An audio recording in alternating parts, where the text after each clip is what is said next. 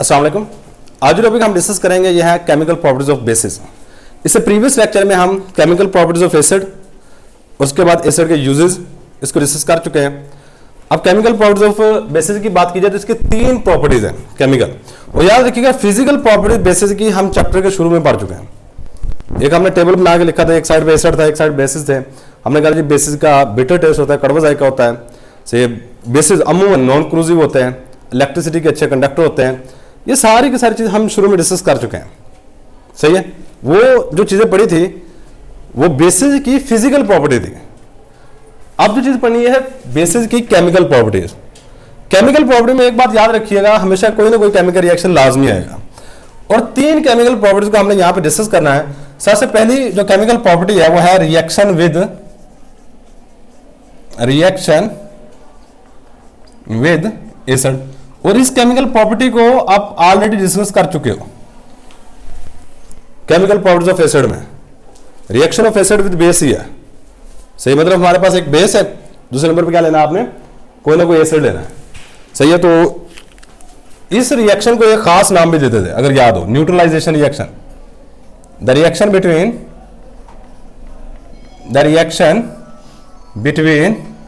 वो रिएक्शन जो दरम्यान में between acid and base to produce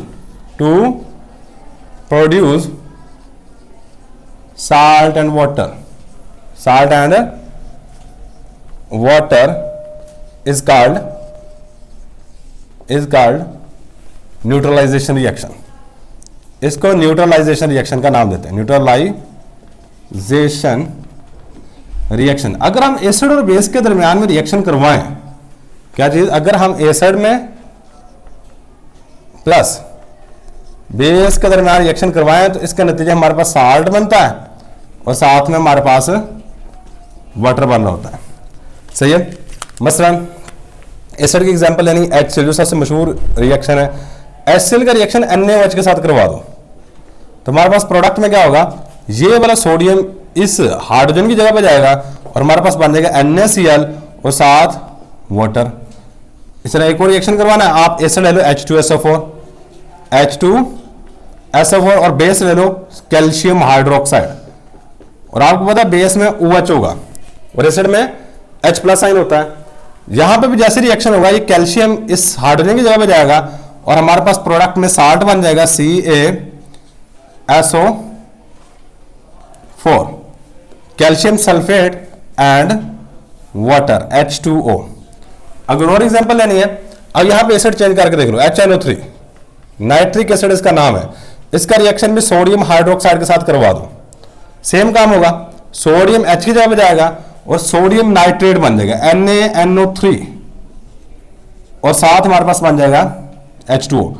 मैं इसको स्पीड से इसलिए कर रहा हूं तो ये रिएक्शन हम ऑलरेडी पढ़ चुके हैं, ये वाले रिएक्शंस हम ऑलरेडी पढ़ चुके हैं, इस चीज को मैं स्पीडली लेके जा रहा हूं, सही है। तो अब जितनी मर्जी एग्जांपल बना सकते हैं, कोई भी एसिड लेना है, कोई भी बेस लेना है, उन दोनों का आपस में रिएक्शन करवाना है और आपने आगे उसको लिख देना है। नेक्स्ट जो है वो हमारे पास है reaction with ammonium salt. Reaction with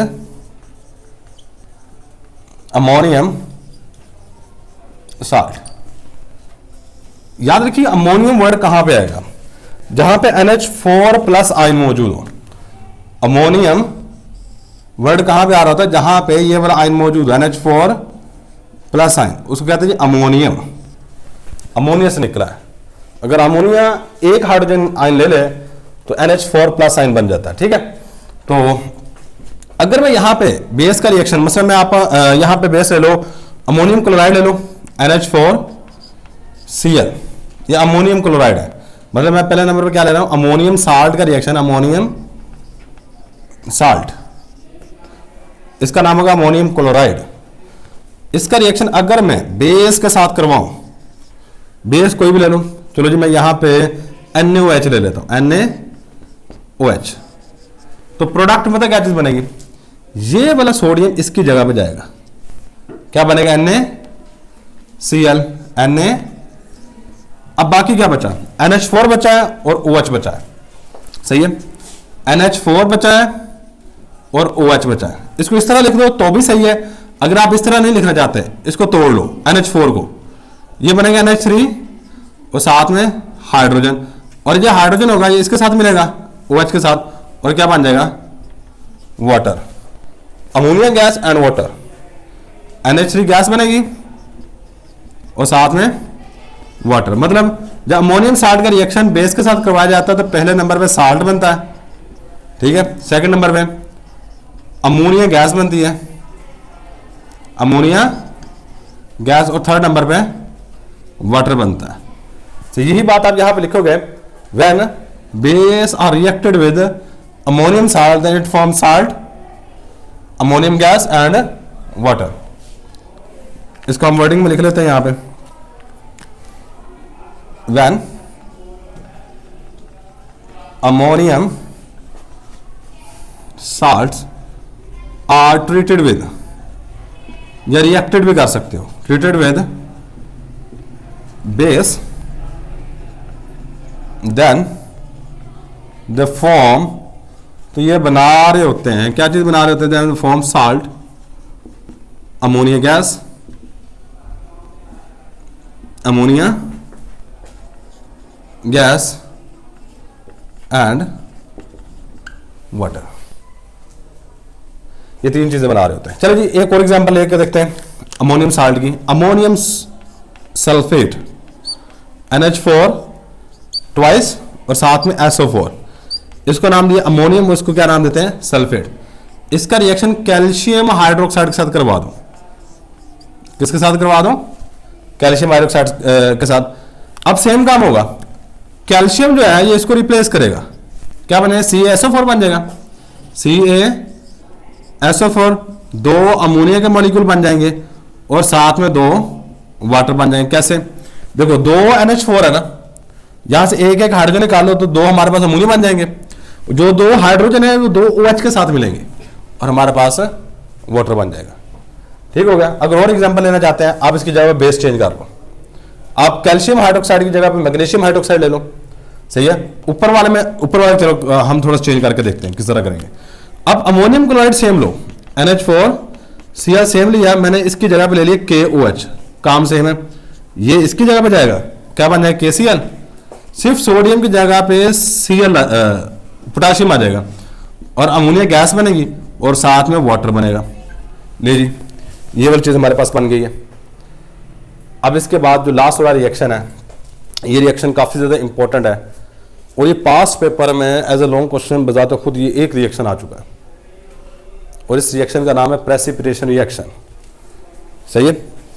precipitation reaction भी आप कह सकते हो इसको, ये प्रेसिपिटेट ऑफ हाइड्रोक्साइड से दो अल्फाज इस्तेमाल किए जा सकते हैं, सही है। तो अब यहाँ पे इस रिएक्शन का मतलब समझ लीजिएगा पहले, यह जी प्रेसिपिटेशन ऑफ हाइड्रो ऑक्साइड, ये बुझाते खुद एक लॉन्ग क्वेश्चन है, सही है, और ये पास पेपर में आ भी चुका है, कई दफा आया हुआ। प्रेसिपिटेशन ऑफ हाइड्रोक्साइड, इसमें करते क्या है कि आप कोई भी साल्ट लेते हो, मुख्तलिफ तरह के साल्ट हमारे पास मौजूद है, सही है।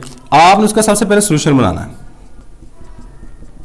सही है। मैंने सोल्यूशन बना लिया, आपने इस साल्ट के अंदर NaOH को डाल देना, सोडियम हाइड्रोक्साइड, किसको डाल देना है, सोडियम हाइड्रोक्साइड के सॉल्यूशन को डाल देना है। जैसे आप इसके अंदर सोडियम हाइड्रोक्साइड का सॉल्यूशन डालोगे तो इसमें कोई ना कोई रंग अपेयर होगा, मतलब इसमें ना जिसको आम जुबान में कहते हैं फुटियां बन जाती है। प्रेसिपिटेट बेसिकली फुटियां बनने को कहते हैं, जिस तरह दूध खराब हो ना और उसको आप बॉयल करो वो फुटे फुटे सी बन जाती हैं, सेम इसी तरह यहाँ बीच में वो छोटे छोटे ज़रात बन जाएंगे, वो आपको नजर आएंगे, ठीक है। उसको हम नाम दे रहे थे प्रेसिपिटेट्स, सही है। जैसे ही आप सोडियम हाइड्रोक्साइड को इसके अंदर डालते हो तो यहाँ पे वो फुटियां सी बन जाती हैं, जिसको हम नाम देना शुरू करते हैं प्रेसिपिटेट। अब ये जो प्रेसिपिटेट होते हैं ये मुख्तलिफ रंग के हो सकते हैं, ये व्हाइट कलर के हो सकते हैं, ये ब्लू कलर के हो सकते हैं, ये ग्रीन कलर के हो सकते हैं, सही, ये ब्राउन कलर के हो सकते हैं, येलो कलर के हो सकते हैं। प्रेसिपिटेट मुख्तलिफ रंग के होते हैं, ठीक है। प्रेसिपिटेट हमारे पास क्या होता है जी, मुख्तलिफ कलर्स के होते हैं, ठीक है। तो अब ये वाला रिएक्शन याद करना बड़ा आसान है, सिर्फ चंद बातें याद रख लीजिएगा। आप रिएक्टेंट याद रख लो, रिएक्टेंट में सिर्फ एक रिएक्टेंट, कोई 5-6 नाम है साल्ट के, वो नाम याद रखना है। बाकी रिएक्शन कैसे करना है सारी चीजें आपको वैसे ऑटोमेटिकली समझ आ जाएंगी। आपने पहले छोटी सी बात है कि याद रखनी है। चलो इसकी मैंने थोड़ी सी वर्डिंग लिख देते हैं। When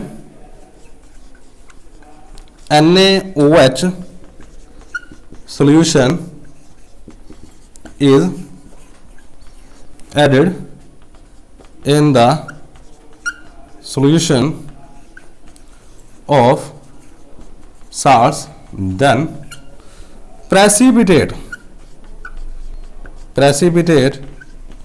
of different colors are formed। तो मुख्तलिफ रंग के प्रेसिपिटेट बन जाते हैं। आपने एक छोटी सी बात याद रखनी यहां पे, फी, ये एक लफ्ज याद है, फी, जिंक का लेड, पी भी होता है लेड का सिंबल। ये 6 नाम याद रखो पहले, फी कॉफी, जिंक का लेड। अब पहले इनके नाम लिखोगे, सिर्फ ये वाला नाम लिखो, FeF, कॉफी, जिंक का, और लास्ट में लेड। ठीक है, फिर कॉफी, जिंक का लेड। आप क्या करो जी, इसके साथ Cl3 लिखोगे, बेशक 2 लिख लो, कोई मसला नहीं है। सबके साथ क्लोरीन भी लगा सकते हो, याद रखिएगा, सबके साथ आप क्लोरीन का भी इस्तेमाल कर सकते हो। लेकिन बुक वाले ने किसी के साथ नाइट्रेट लगाया हुआ है, किसी के साथ क्लोरीन लगा रखा है, सही है, तो जरूरी नहीं है जिसके साथ क्लोरीन लगाया हुआ आपने क्लोरीन ही लगाना है, और जिसके साथ नाइट्रेट लगाया हुआ है नाइट्रेट ही लगाना है, आपकी अपनी मर्जी है। ठीक है, लेकिन आपने साल्ट लेना है, सिंपल सी बात ये है, सही है। आप इसका Cl3 लगा दो, कॉपर सल्फेट, आपने ये नाम पढ़ा होगा, फेरस सल्फेट SO4 लगा दो, जिंक क्लोराइड, कैल्शियम क्लोराइड और लेड नाइट्रेट, ये हमारे पास लेड नाइट्रेट है, सही है। तो आप सबके साथ अगर क्लोरीन लगाना चाहते हो, इसके साथ Cl3 है, इसके साथ Cl2 आएगा, इसके साथ भी Cl2 आएगा, इसके साथ Cl2 आएगा, इसके साथ भी Cl2 आएगा, और इसके साथ भी Cl2 आएगा। पहले वाले को छोड़ के बाकी जितने भी नीचे दिए गए हैं सबके साथ 2-2 आएगा। अगर आप कहते हैं कि मुझसे ये मिक्सअप हो जाएंगे तो आप रहने दो इसको, अब सबके साथ पहले वाले FeCl3 लगा दो, बाकी जितने भी नीचे होंगे सबके साथ लगा दो 2-2-2, सही है। नेक्स्ट अगला काम क्या करना है, आपने पहले वाले के साथ 3 है ना Cl, यहां पे 3NaOH लिखो, ठीक है। बाकी जितने भी नीचे हैं सबके साथ 2NaOH plus 2NaOH plus 2NaOH plus 2NaOH plus 2NaOH, ये वाला काम करना है। इसमें देख लो क्या चीज मुश्किल है। अब रिएक्शन होगा, प्रोडक्ट कैसे बनना है वो भी चेक कीजिएगा, बड़ा आसान काम है। प्रोडक्ट में ये काम होना है कि आपका ये वाला OH इसको जाके निकालेगा, ये वाला OH इसको जाके निकालेगा, ये वाला OH इसको जाके निकालेगा, ये वाला OH इसको जाके निकालेगा, ये वाला OH इसको जाके निकालेगा, और ये वाला OH जाके इसको निकालेगा, ठीक है। Fe तो सेम रहेगा सब में, सही है। Fe क्या रहेगा, सेम Fe। अब 3 क्लोरीन निकले तो इसकी जगह पे उतने ही OH लगेंगे, कितने OH लगेंगे 3। अब 3 क्लोरीन और 3 सोडियम आपस में मिलेंगे, क्या बनेगा 3NaCl। ये क्लोरीन यहां पे जाएंगे, 3 सोडियम है और 3 क्लोरीन है, 3NaCl। कॉपर के साथ कितने OH आ रहे हैं यहां से, तो यहां पे CuOH ट्वाइस। चलो यहां पे पहले Fe कितने OH आ रहे हैं यहां से 2, तो आप यहां लिखो FeOH ट्वाइस। यहां चेक करो जिंक है, कितने OH यहां से आएंगे 2, ZnOH ट्वाइस, जिंक हाइड्रोक्साइड कहते हैं। कैल्शियम के साथ भी 2 लगाओगे 2OH ट्वाइस, और लेड के साथ भी PbOH ट्वाइस। अब इसके साथ साथ क्या बन रहा है वो चीज चेक कीजिएगा। ये SO4 आएगा सोडियम के साथ और बन जाएगा Na2SO4, Na2 सोडियम सल्फेट कहते हैं। ये वाला क्लोराइड यहां सोडियम के साथ आएगा तो क्या बन जाएगा 2NaCl। ये वाला क्लोरीन यहां पर सोडियम के साथ आएगा तो क्या बन जाएगा 2NaCl। और ये वाला नाइट्रेट सोडियम के साथ आ जाएगा तो क्या बन जाएगा 2NaNO3 सोडियम नाइट्रेट। ले जी, ये रिएक्शन मुकम्मल हो गया। ठीक है, ये रिएक्शन आपके सारे के सारे क्या हो गए, मुकम्मल हो गए। हाँ वो रह गया SO4 यहां पे आएगा तो Na2SO4। ठीक हो गया। अब इसके बाद जो नेक्स्ट चीज आ रही होती है वो आपने ये जो प्रेसिपिटेट बनाए, ये प्रेसिपिटेट बन जाते हैं फेरस हाइड्रोक्साइड के प्रेसिपिटेट, इसलिए हमने ऊपर जो मेन हेडिंग दी है वो प्रेसिपिटेशन ऑफ हाइड्रोक्साइड की हेडिंग दी है। इसका क्या रंग होगा, इसका क्या रंग होगा, इसका क्या रंग होगा, इसका क्या रंग होगा, इसका क्या रंग है और इसका क्या रंग है। मैंने इस तरह तरतीब दी है कि आखिर वाले तीन जो दिए हमें, तीनों के रंग व्हाइट है। क्या होंगे, व्हाइट पीपीटी का मतलब होगा प्रेसिपिटेट, यहां पे भी व्हाइट पीपीटी और यहां पे भी व्हाइट पीपीटी। मतलब ये जो नीचे तीनों लिखे हुए हैं ना, जिंक, कैल्शियम और लेड, इन तीनों के प्रेसिपिटेट क्या होंगे, व्हाइट। ये इस तरह तरतीब मैंने यहां पे दे रखी है। ठीक है, अब इसके बाद हमारे पास नेक्स्ट आ जाता है ये पहले वाला, इसके याद रखना पड़ेगा इन तीनों के, इसका, इसका और इसका। कॉपर सल्फेट को ना, अगर आपको मैंने बताया होगा, इसको नीला तोता भी कहते हैं। ठीक है, तो यहां से नीले से तोते याद रखना कि इसका क्या होगा, ब्लू प्रेसिपिटेट हो गया, ब्लू प्रेसिपिटेट हो गया। ठीक हो गया। अब लास्ट में रहेगी हमारे पास FeSO4 या FeOH ट्वाइस के प्रेसिपिटेट किस रंग के होंगे और FeOH थ्राइस के प्रेसिपिटेट किस रंग के। FeOH थ्राइस के प्रेसिपिटेट होते हैं ब्राउन, क्या होते हैं, ब्राउन प्रेसिपिटेट। और FeOH ट्वाइस के डर्टी ग्रीन होते हैं, मतलब ग्रीन सिंपल याद रख लो, डर्टी ग्रीन प्रेसिपिटेट। सही है, दो आपको याद रखने पड़ेंगे, FeOH ट्वाइस के डर्टी ग्रीन होते हैं और FeOH थ्राइस के प्रेसिपिटेट किस तरह के होते हैं, किस तरह के होते हैं, ब्राउन होते हैं। ठीक हो गया। तो ये रंग आपको आने चाहिए। ये जितने भी रंग मैंने यहां पे लिखे हैं ये पास पेपर उठा के देखोगे, बाज़ दफा MCQ पूछे जाते हैं।